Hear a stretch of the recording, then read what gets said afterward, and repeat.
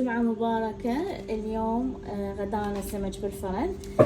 السمكة مالتنا وزنها 3.25 إلى 3.5.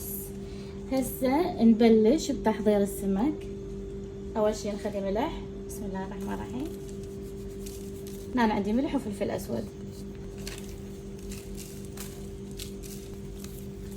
ملحها عدل. هنا أنا ملعقة طعام زيت زيتون، لأن هو السمك أصلا يذب دهن، بس حتى ينطيني طعم ومونة.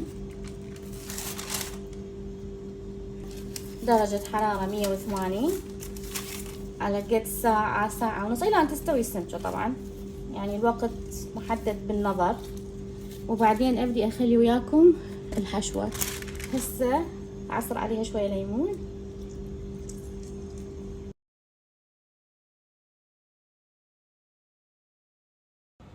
هنا أنا عندي طاوة خلي بيها شوية زيت. هنا أنا عندي راسين بصل مفروم ناعم. خلي البصل على النار إلى أن يذبل. هنا بعد ما ذبل عندي البصل أجيب الطماطم. هنا أنا عندي فلفلاية فصين ثوم صغار،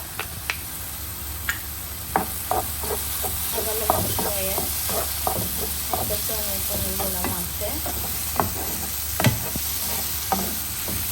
هنا عندي ملعقة ونص معجون طماطم. هنا عندي ملعقتين كاتشب. هنا عندي دبس رمان. هنا أنا عندي معجنات راح أضيفه. بخلط وأطفي وأنتظر من تستوي السمكة. أخليه على السمكة وأرجعها بالفرن وأشغلها من فوق. وهنا أنا طبخت تمن همينة، تمن أحمر وياه. عندنا السمكة نخلي الحشوة ونشغل الفرن. هو أصلا مشعول من جوا، نشغله بس من فوق.